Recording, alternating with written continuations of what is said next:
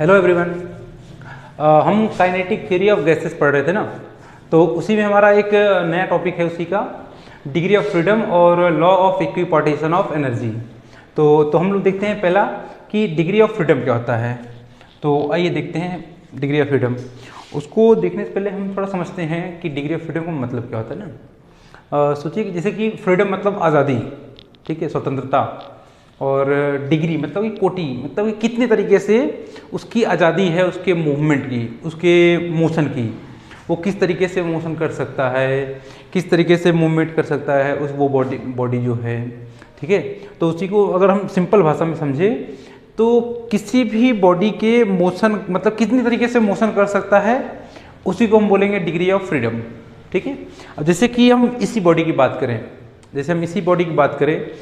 तो ये जो बॉडी है वो इधर एक्स एक्सिस में भी मूव कर सकता है और वाई एक्सिस में भी मूव कर सकता है और जेड एक्सिस में मूव कर सकता है, ठीक है ना।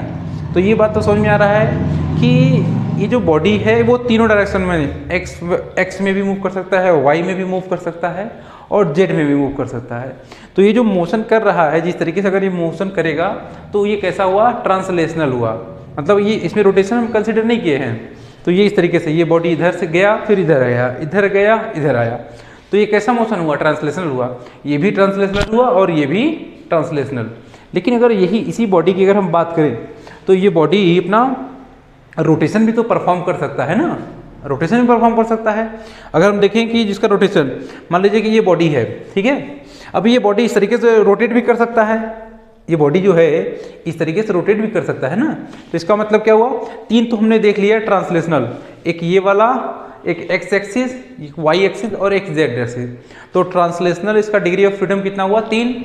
अगर हम इसके रोटेशन की बात करें तो एक इस तरीके से रोटेट कर सकता है और दूसरा इस तरीके से रोटेट कर सकता है, ठीक है। और तीसरा, अगर हम इसी एक्सिस, इस बॉडी के एक्सिस के अलॉन्ग ही अगर इसका रोटेशन हम अगर हम कराएंगे तो इसके रोटेशन का इतना इफेक्ट नहीं आएगा जितना कि इस वाले एक्सिस के अबाउट आएगा और इस वाले एक्सिस के, ठीक है, जितना हमारा जेड एक्सिस के अबाउट आएगा और वाई एक्सिस के अबाउट आएगा। तो इसका मतलब अगर हम इस बॉडी की बात करें डिग्री ऑफ फ्रीडम की, तो कितना हुआ डिग्री ऑफ फ्रीडम इसका, 3 तो हो गया ट्रांसलेशनल और 2 हो गया रोटेशनल।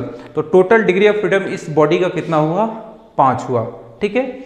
तो अगर हम इसके डेफिनेशन, अब ये तो हम सिंपल समझ दिए कि डिग्री ऑफ फ्रीडम होता क्या है और हमने ये आपको इसका एग्जांपल करके समझा दिए। अब इसका हम डेफिनेशन समझते हैं, ठीक है ना।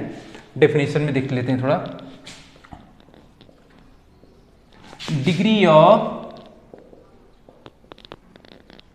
फ्रीडम, ठीक है ना।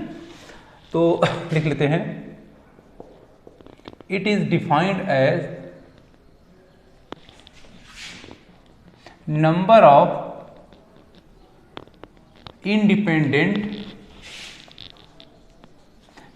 independent ways to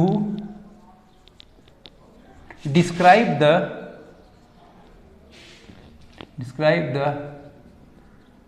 motion of a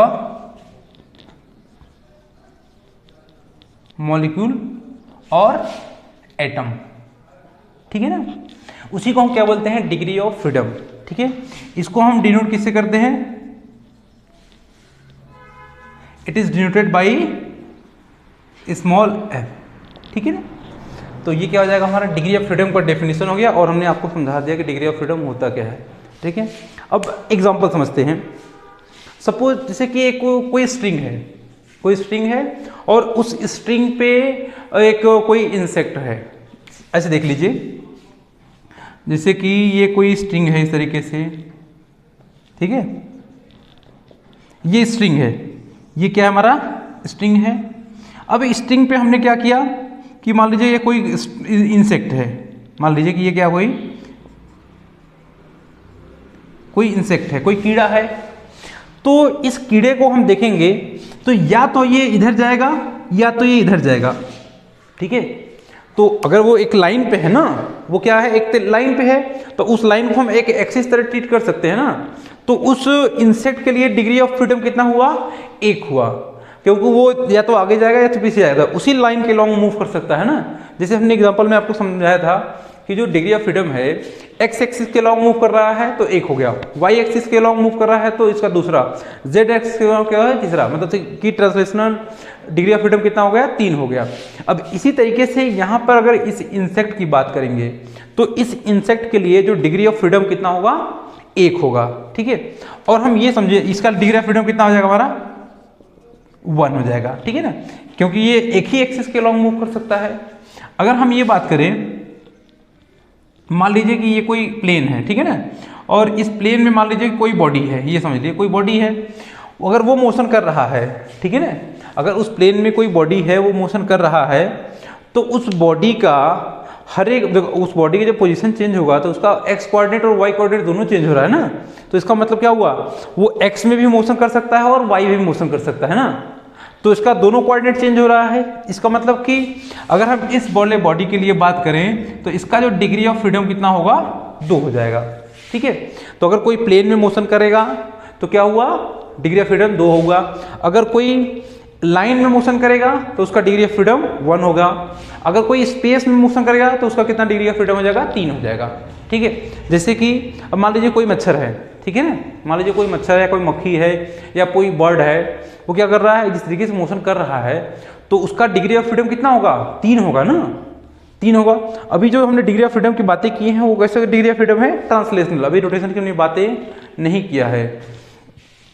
तो कोई भी अगर कोई स्पेस में है, मान लीजिए कि ये कोई स्पेस है, ये समझिए, ठीक है ना, अगर कोई स्पेस में इस तरीके से मान लीजिए कि यहाँ पर एक मच्छर है, यहाँ पर क्या है भी एक मच्छर है, तो उस मच्छर के लिए जो डिग्री ऑफ फ्रीडम कितना होगा 3 होगा।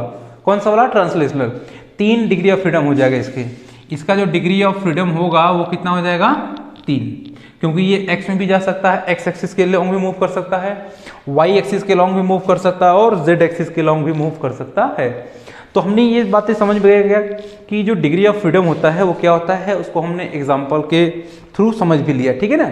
लेकिन हम डिग्री ऑफ फ्रीडम अब यहाँ पे हमको समझना किसका है, मॉलिक्यूल्स का, ठीक है, गैस के मॉलिक्यूल्स हैं उनकी डिग्री ऑफ फ्रीडम कितनी होगी, ठीक है। तो आइए देखते हैं गैस के मॉलिक्यूल्स जो है उनका जो डिग्री ऑफ फ्रीडम कितना होता है, चलिए देखते हैं।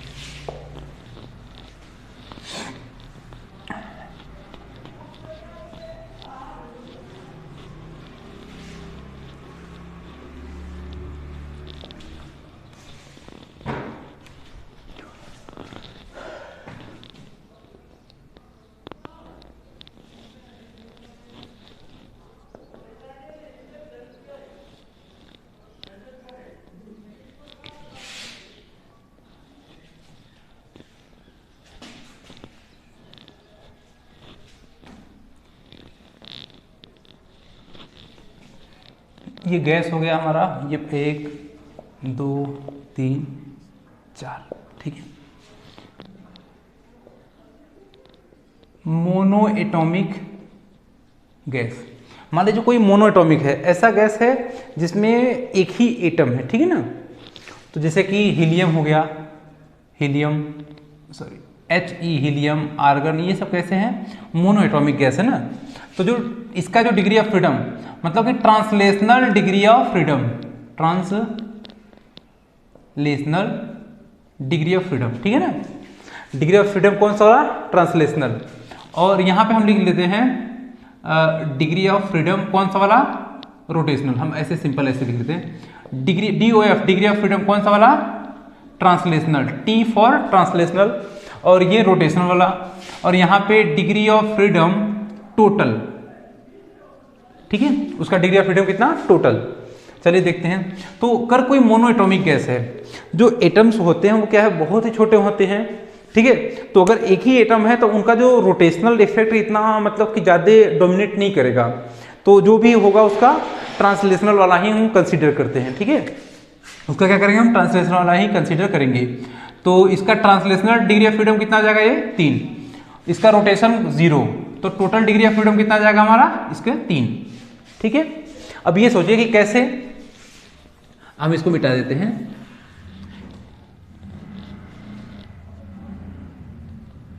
इस स्ट्रक्चर में देख लीजिए आप, तो ठीक है ना। जैसे कि मान लीजिए कि इस तरीके से है XYZ, अब ये जो मॉलिक्यूल्स है, ठीक है ना, ये जो मॉलिक्यूल है वो क्या कर सकता है, एक्स में जा सकता है, ये इधर भी जा सकता है और इधर भी जा सकता है और इधर भी जा सकता है, ठीक है। तो इस मॉलिक्यूल का, ये मॉलिक्यूल है, ये वाला क्या है भाई, मॉलिक्यूल है, अरे वो मोनोएटॉमिक गैस है, ठीक है ना। तो उस गैस का जो ये एटम है वो किधर जा सकता है, एक्स में जा सकता है, वाई में जा सकता है और जेड में जा सकता है, और इसका साइज बहुत ही छोटा होता है, इसलिए इसका रोटेशनल इफेक्ट कुछ भी नहीं आता है। तो हम रोटेशन को क्या करते हैं, जीरो कर लेते हैं। चलिए अब हमको क्या बात करना है, diatomic gas,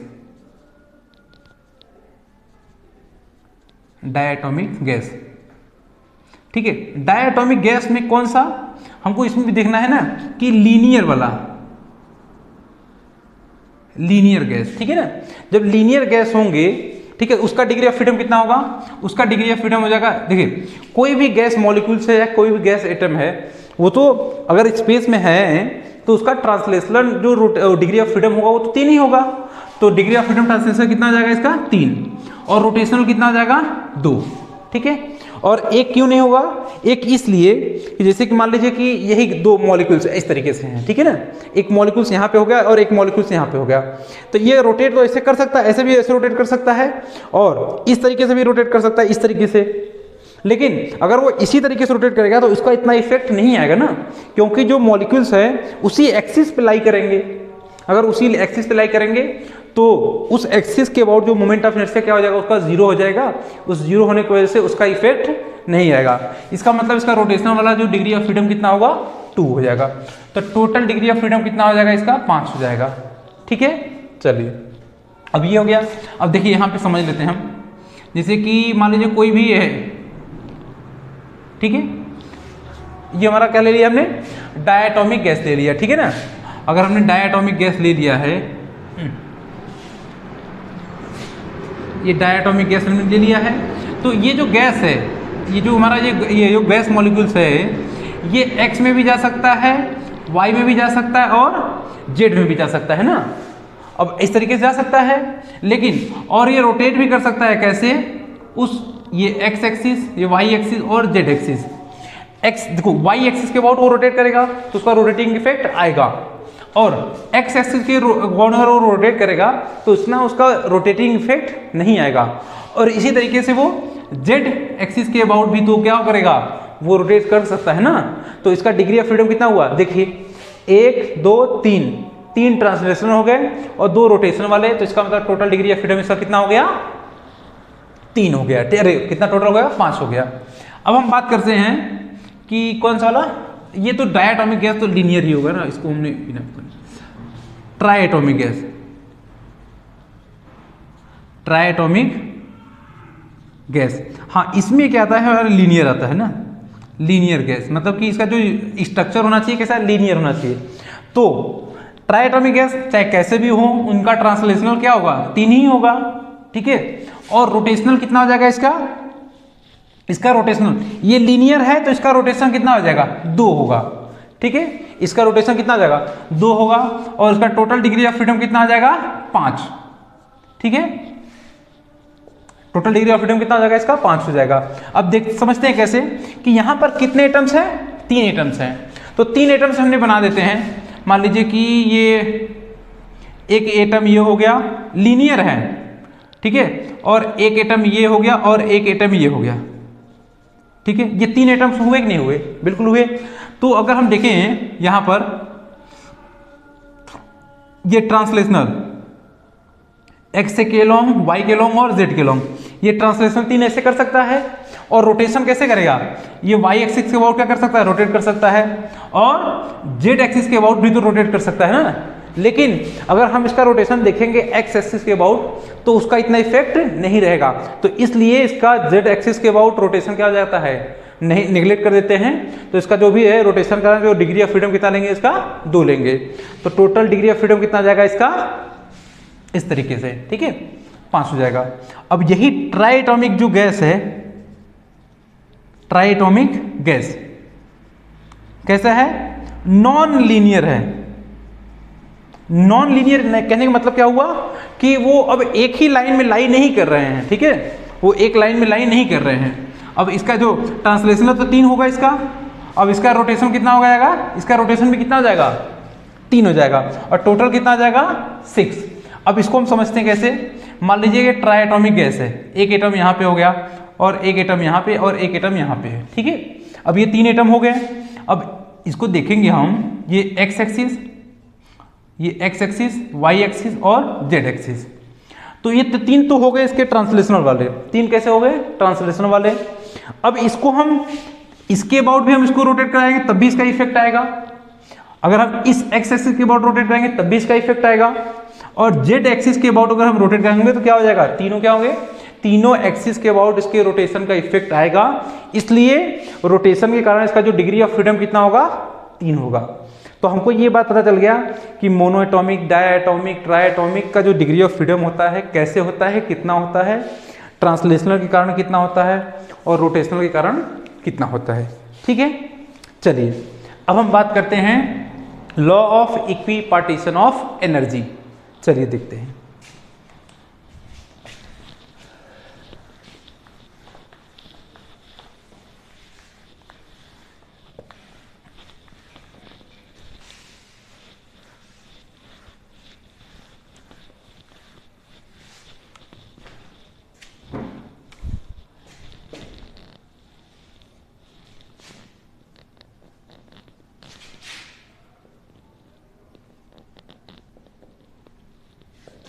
law of equipartition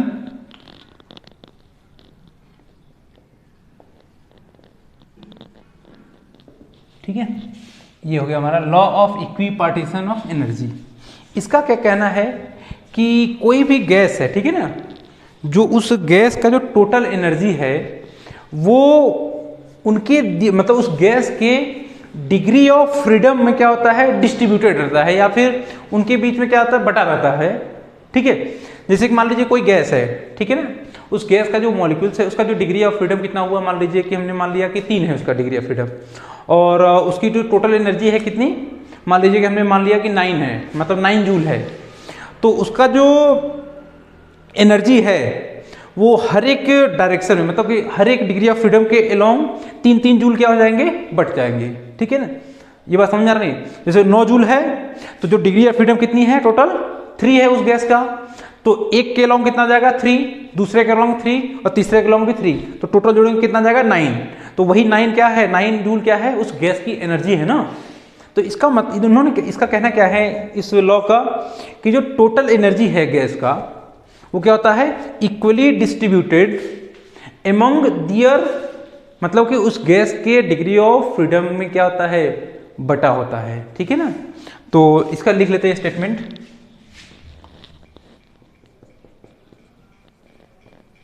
it state that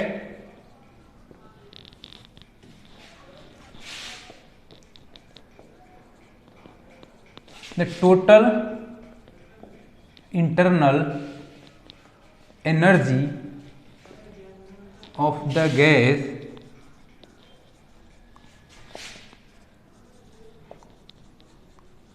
equally distributed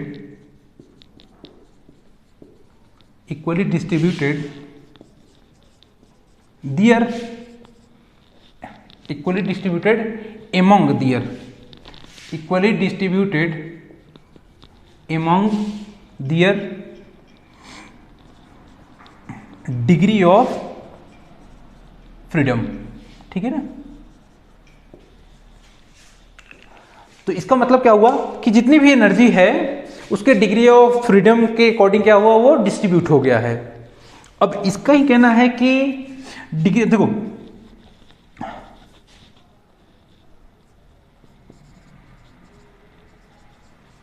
energy of the gas associates, energy of 1 mole gas, ऐसे लिखते हैं, एनर्जी ऑफ 1 मोल गैस, ठीक है ना, energy of 1 mole gas associates